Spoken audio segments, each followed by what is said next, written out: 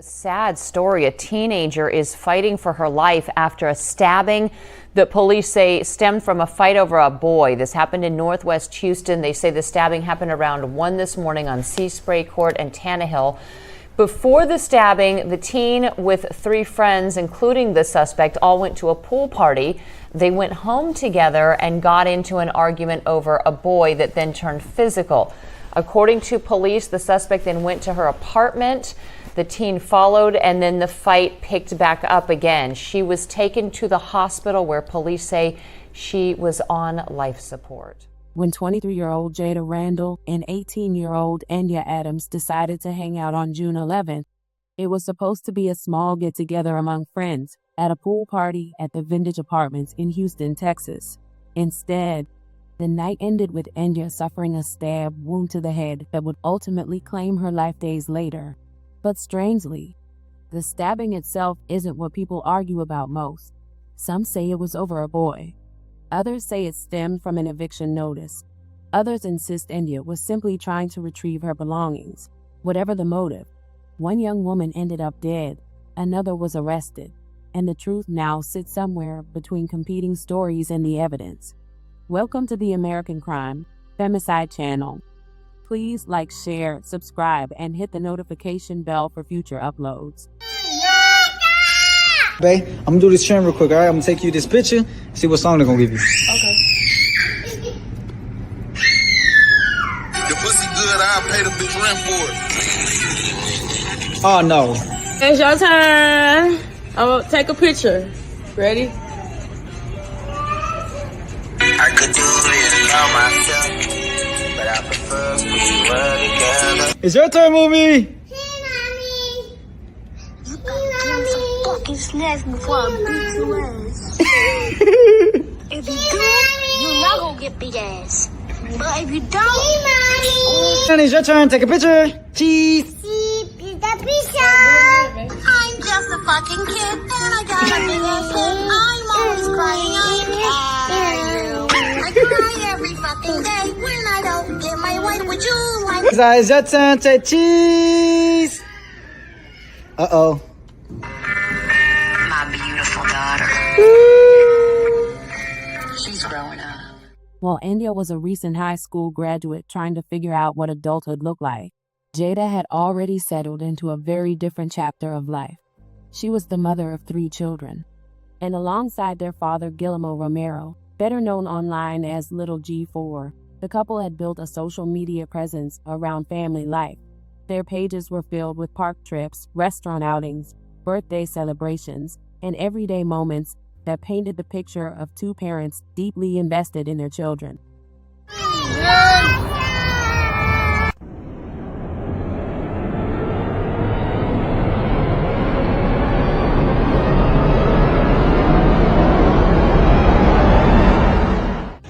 Lee! What happened? That lady Isabella knocked you out. That's what happened, man. She played you. No, Yes, she did. she saved our life. What? Julio could have killed us. Lee, are you crazy, man? Look at us. We good as dead. Stop your whining harder. But what you gonna do if I don't stop, huh? I will slap the hell out of you right now, Lee. Yeah? Yeah. I'll bitch slap you back to Africa. Oh, you will? Yeah. Well, come on, let me see that. Come on, I wanna see you do that. Goddammit, come on.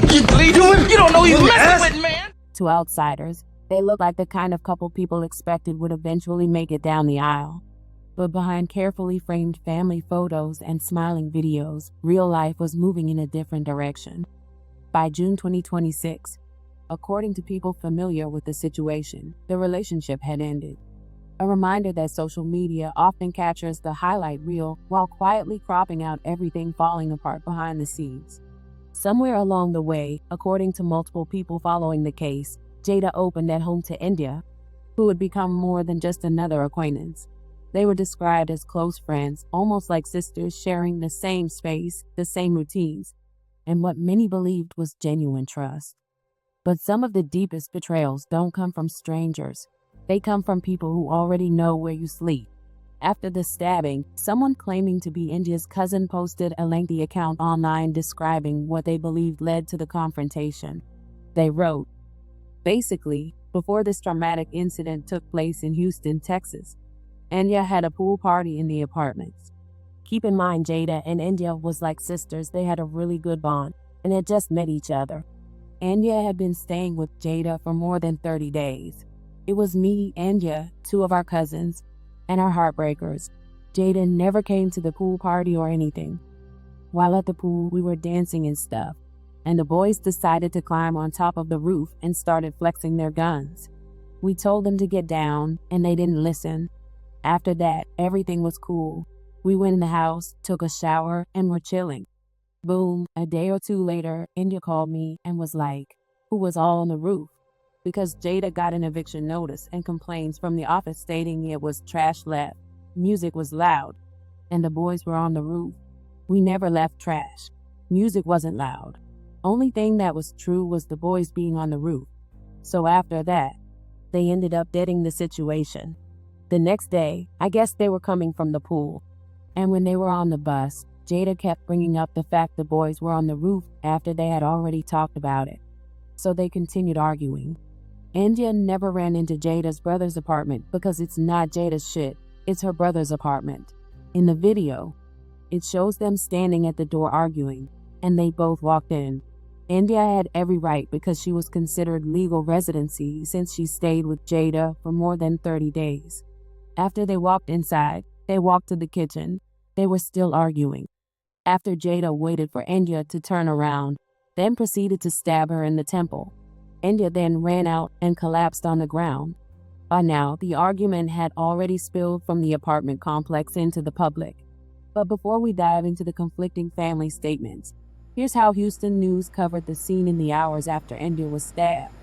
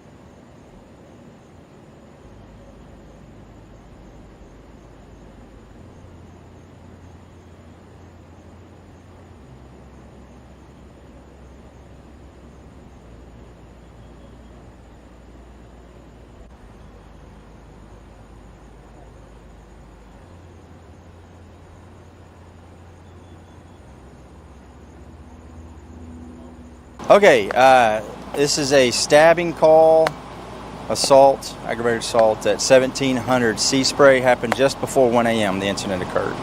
My name is Lieutenant R. Wilkins, Willkens. So we have one victim at the hospital, 18-year-old female.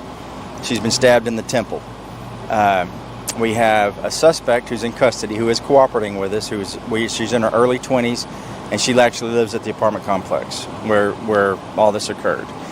So what we're being told by witnesses and other folks that live in that area is that our suspect lives by herself in an apartment there, downstairs apartment. Today, her and 3 friends, one of them including our victim, went to some type of pool party earlier to yesterday, or this afternoon, or last afternoon.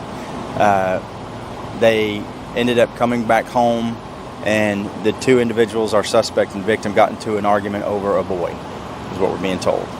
They started with a fist fight out in the parking lot. Once that fist fight was more or less over, our suspect went into her apartment, was inside there, and our victim decided to follow her back into the apartment, and the fight began again. And that inside the apartment is where we're being told that our victim was stabbed in the temple by the suspect during another fight that occurred inside the apartment. The victim fell, ran out to the parking lot, collapsed again. Folks that live at the apartment tried to help her as best they could. Ambulance got there, took her to the hospital. Right now she's currently, the doctor's basically telling us that she is on life support, so it's not looking good for her. So prayers for her and her family and everything. And then the suspect, she stayed at the scene. Once we knocked on the door enough that she was willing to come out and talk to us. And officers are out there, investigators are going out there to just collect any kind of evidence. So right now, again, investigators are doing what they do and try to figure out and talk to the DA's office and see where it goes from there. Did you say they both live at that apartment complex or one of the... We know that the suspect does live at that apartment. The victim, we're not sure where she lives at right now. After seeing what they believed were false narratives circulating online, Jada's family and Romero released statements defending her actions.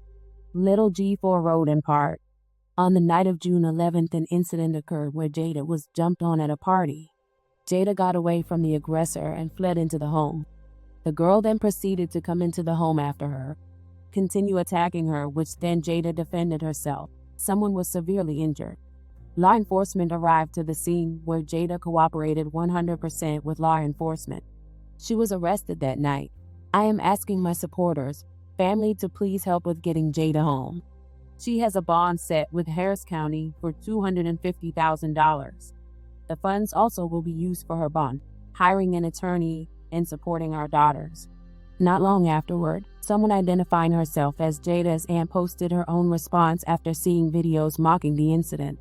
She wrote, "I'm going to address your video. I am the Florida Andy that you see on his post. I am the one who convinced him to ask his supporters for help. I have seen the video footage of the fight. And Jada says I am not fighting you over a boy. I am fighting you over respect." On another news video where the police officer is giving a news report, he states that according to all of the witnesses, the fight started outside. Jada then went into her apartment, where the girl followed her into the apartment, and then attacked Jada again. That is when a knife was grabbed, and one stab to the temple is all it took. The girl collapsed, got up, made it outside before collapsing again. She was placed on life support where she expired to her injuries. The state of Texas has a stand your ground law, and I don't understand why Jada is still sitting in jail. This incident happened on June 11th. Right now, this family is going through a lot, and I am going to do everything it takes to help free Jada. Endyah's family painted an entirely different picture.